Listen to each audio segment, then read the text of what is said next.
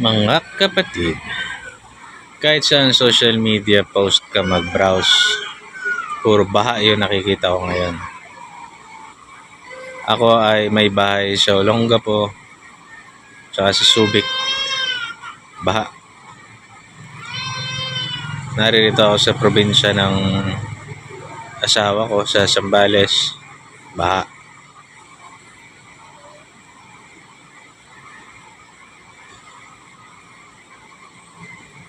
Yung flood control na yan, hindi naman lang ngayong panahon ni Bangag ni ano nangyari yan. Marami na rin namang ganyan sa past administrations. Maliban siguro kay Duterte. Bias ako dun matino yun Siguro yung mga nasa baba niya. Sa mga congressman pa rin, maliliit nga lang. Ngayon, grabe yung gutom ng mga congressman. Talagang at saka ng mga kurakot talagang nilimas nila talaga flood control tapos nagdurusa yung taong bayan lagi, no? Tapos sasabihin ang Pilipino naman ay resilient sa mga pagsubok, nahuhubog ang pagkatao ng mga Pilipino na magtulungan sa mga tanga. Ito yung sinasabi ni Inday Sara, Vice Presidente ko, President Duterte, na tingnan niyong maigi yung ginagawa ng administrasyon na ito. And any other personality, hindi man sila pulahan, hindi man sila pinklawan, hindi man, wala. The only time na nakachamba ang bayan is with Duterte. So, alam nyo mga kapatid, si VP Sara, ang dali namang nakipagsayaw-sayaw na lang sana siya kila Bongbong. Yumaman pa siya. Wala naman talaga ambisyon magpresidente yun. Di yumaman siya at nanahimik at bumalik siya sa Davao, doon siya nagpakatino. Pwede niya namang ginawa yun kaso may mandato siya sa mas nakararaming tao sa buong Pilipinas, si Vice President siya. Hindi niya ngayon nagawa hindi niya maatim yung pinagkagagawa ngayon ng administrasyon na ito. So yung Pilipino, pinagkakaitan lagi.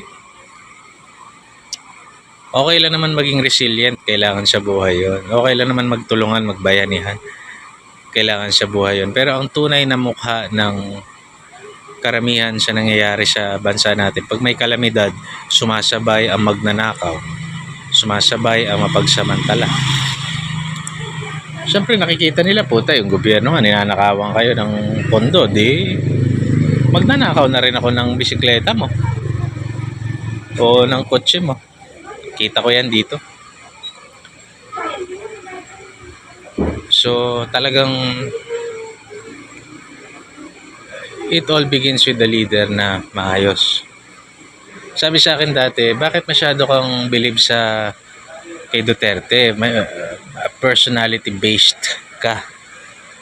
Oh yes, talaga.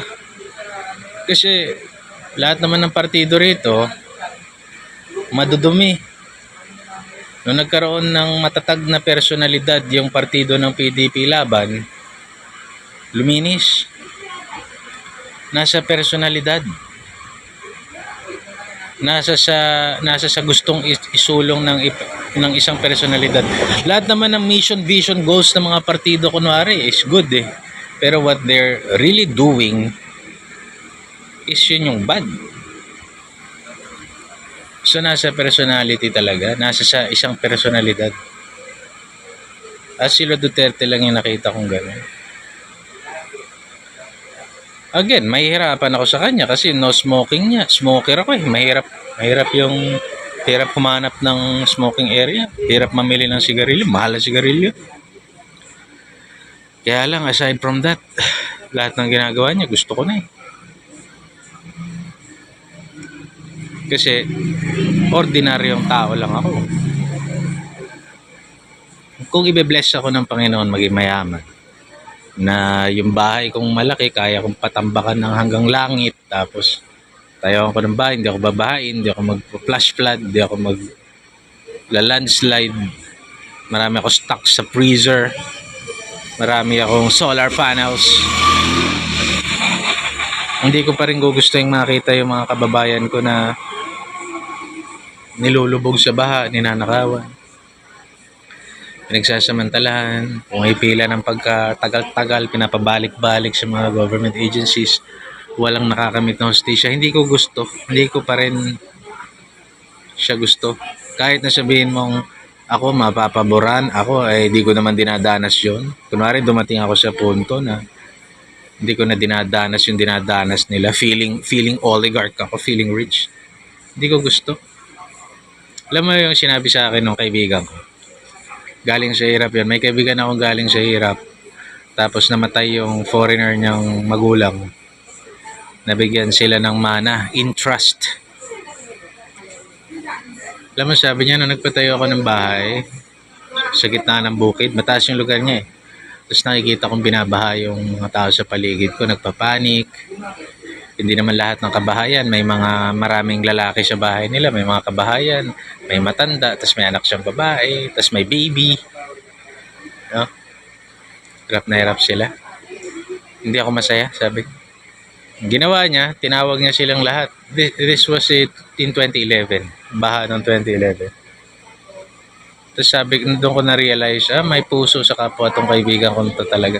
Hindi siya masaya ng nagkaroon siya ng pera, na ayos niya yung lugar niya. Siya lang yung hindi binabaha. Gusto niya yung kapwa niya maayos. Kasi di niya naman kayang i-accommodate lahat.